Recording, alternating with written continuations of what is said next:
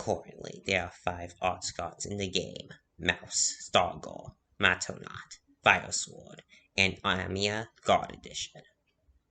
Even though they have in common that they do melee arts damage, how to use each of them is completely different.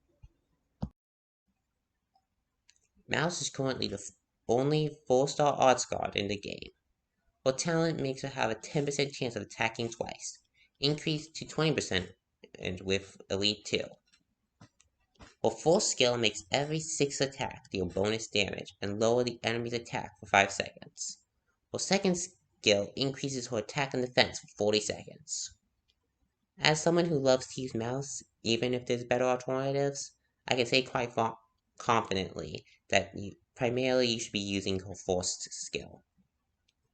Her S1 allows her to solo powerful enemies with high attack and low attack speed. By debuffing the enemy's attack instead of raising her own defenses, enemies with, for example, 2,000 attack will only deal 1,500 damage instead. And on top of that, this can also be used to help out allies, allowing them to survive longer against dangerous foes. This also works for arts damage, making her able to tank heavy arts or physical damage. Sadly, Mousse comes with her weaknesses, as she is terrible at dealing with a swarm of enemies. But if you want a powerful 1v1er that can stay alive after the fight, Mousse is the perfect cat for the job. Stargirl is the only 5-star of the archetype able to be gotten from Gacha. Her talent increases her attack speed by 3 for every 20 seconds she's on the battlefield, for a maximum of 15 attack speed. At Elite 2, it becomes 5 bonus attack speed, for a maximum of 25. Her first skill gives her a strong buff in defense and attack, allowing her to 1v1 in dangerous physical units. But if you need some AoE while you're at it, try using her second skill. She increases her attack, defense, and block count, and can target up to her block count, which in this case is 2. The skill only lasts for 12 seconds at level 7, but if the stars align, Stargirl can do some serious damage. Before skill 1, she is good at soloing paths with dangerous physical damage. With a 30-second duration, most enemies should be dead by the time her skill ends, and she'll be alive thanks to ridiculous defense. With her skill 2, she can solo lanes with the occasional multiple of enemies, but she can also go in front of a defender to dish out some serious damage.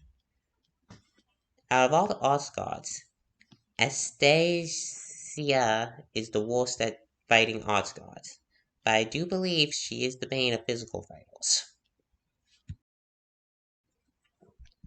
Matoimaru is able to be gotten soon in the next event, Dark Knight's Memoir, something like that. Her talent activates when she kills 7 enemies, and then she gains 15 attack speed and status resist. Her first skill restores a meaty chunk of her max HP, but her true power lies with her skill 2, which can turn the tides of battle.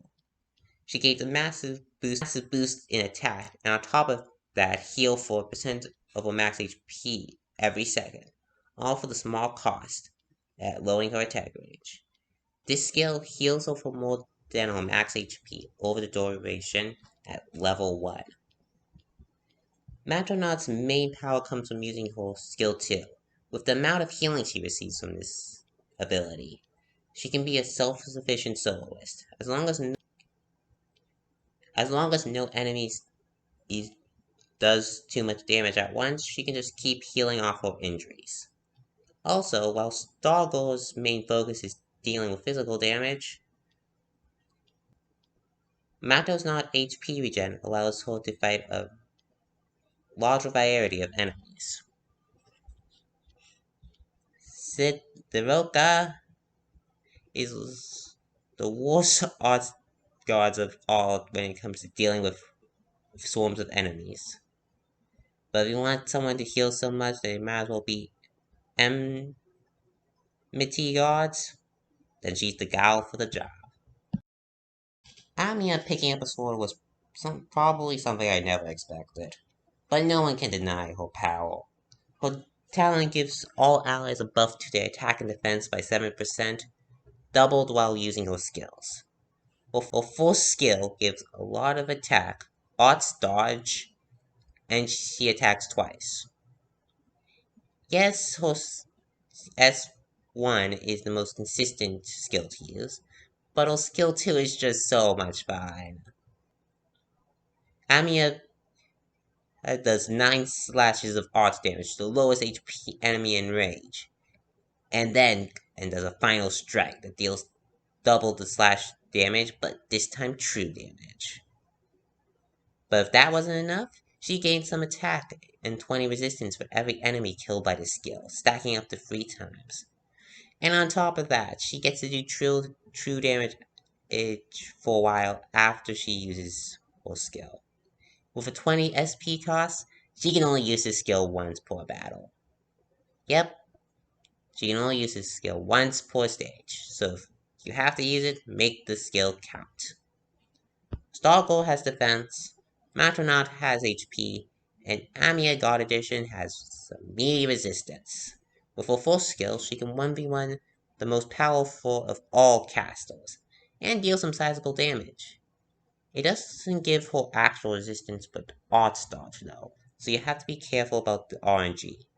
That might seal your fate. Her S2 skill can be used to take out a swarm of mobs or prepare to kill a boss. It's always good to try to kill some enemies with it if you want to use Amiya for the boss slaying, as will make her true damage more powerful and gain some nice resistance. Amiya's main issue is that arts damage is less common than physical damage, but with her insane in damage output, she'll kill any foe, arts or physical. Fire Sword is the only 6-star arts guard, and is by far the strongest. Her first talent makes her ignore 12 resistance, going up to 20 at Elite 2. That's already a strong talent. But her second talent allows her to defy death for 4 seconds, increased to 8 at Elite 2. Why does she have two insanely good talents? No clue. Well, S1 is an auto skill that makes her attack deal more damage, and if the powered attack kills an enemy, the SP is refunded. The second skill is where Fire Sword starts spawning all her enemies. She gains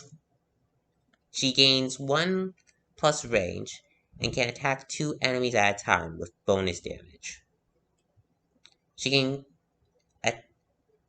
gains plus 1 range and can attack 2 enemies at once with increased attack. But if she's only targeting 1 enemy, she'll deal even more damage. Her third skill is her most powerful, but costly skill, as she gains 2 plus range, can target 3 enemies, and gains even more attack and 5,000 HP. But this great power comes at a huge cost, as she continuously takes damage until she dies, after she defies death for long enough. Every one of the Arts Guard has some way of boosting their survivability. But Fire Sword just throws defense out the window and decides to ignore dying for a few seconds. Her main goal is to kill all the enemies before she dies. Skill 1 is most of the time useless unless you can proc the kill reset consistently. Skill 2 is just a weaker version of Skill 3, but allows her to stay on the battlefield for more than 20 seconds, making her a good unit to put in front of a defender or so. Skill 3 is the skill that most people use, as it can melt down bosses or strong enemies like they were ice cream. Keep in mind that unlike the other Arts Guards, she can deal some heavy damage to enemies with high resistance, with her talent ignoring flat resistance. This means against an enemy that has 50 resistance, while normal arts damage will do 50% damage, Fire Sword will deal 70% at Elite 2. Surtr, strangely enough, does not increase your block count like Stargirl. But what's the point of blocking when all your enemies are already dead? Honestly, before I did this video, I never knew how unique each of the arts guards were. But they are honestly really fun units to use. I hope you get a better idea on how to use all of them. Thanks for watching, and if you want to see more videos like this in the future, make sure to subscribe for my next content.